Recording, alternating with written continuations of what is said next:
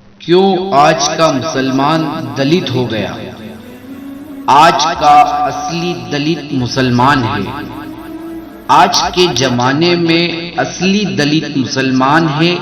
फ्रांसीसी पत्रकार Francis goitre की रिपोर्ट कहते हैं कि दिल्ली में 150 सुलभ शौचालय में तकरीबन 1325 सफाई कर्मचारी हैं। इनमें से आधे से अधिक मुस्लिम वर्ग के हैं। दिल्ली और मुंबई के 50% रिक्शा चालक मुसलमान हैं। इनमें से अधिकतर नाई, जुलाहे, पठान, सिद्दीकी, शेख यानी पूर्वांचल और बिहार के मुसलमान हैं। पूर्वी भारत में मुसलमानों की स्थिति अछूत सी है। कुछ जगह पर, बाकी जगह पर लोगों के घरों में काम करने वाले 70% बावर्ची और नौकर मुसलमान हैं। मुसलमानों में प्रति व्यक्ति आय दलितों से भी कम है। यहाँ और अधिक चिंता का विषय यह है कि 1991 की जनगणना के बाद से दलितों की प्रति व्यक्ति की आय सुधर रही है और लगातार वहीं मुसलमानों की ओर कम हो रही है। मुसलमान भारत का दूसरा सबसे बड़ा कृषि समुदाय है, पर इनके पास मौजूद खेती के साधन अभी 40 वर्ष पीछे हैं। इसका कारण मुसलमान होने की वजह से इन किसानों को सरकार से उचित मुआवजा, लोन और बाकी रियायतें न मिलना रहा है।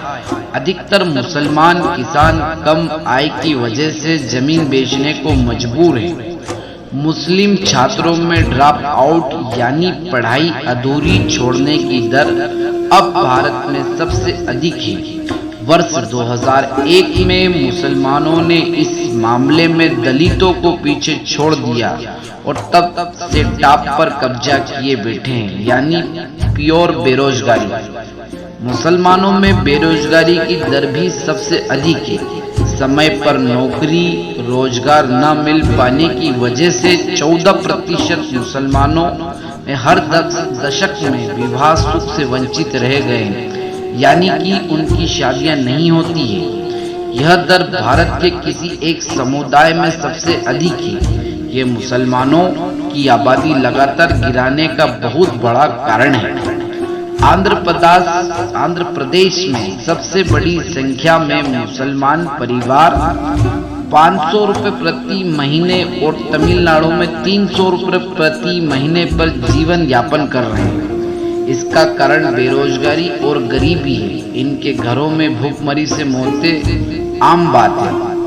भारत में ईसाई समुदाय के प्रति व्यक्ति की आय तकरीबन 1600 रुपए की 800 रुपए, ओबीसी की 750 के आसपास, पर मुसलमानों में ये आंकड़ा सिर्फ 537 रुपए है और ये लगातार गिर रहा है। मुसलमान युवकों के पास रोजगार की कमी, प्रॉपर्टी की कमी के कारण सबसे अधिक मुसलमानों की लड़कियों का लव जिहाद का शिकार हो रही है। उपरोक्त आंकड़े बता रहे हैं कि मुसलमान कुछ दशकों में वैसे ही खत्म हो जाएंगे।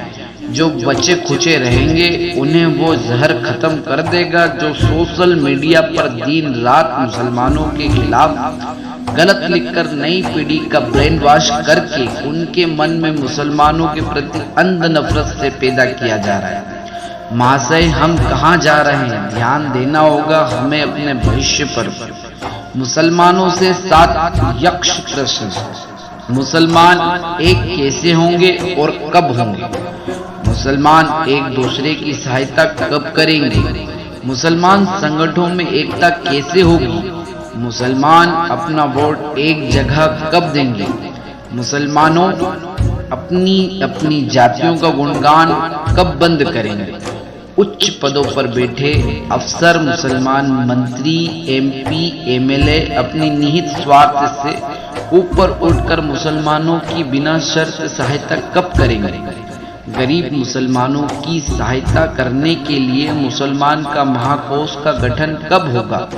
इसका उत्तर एक कट्टर मुसलमान चिंतक प्राप्त करना चाहता है।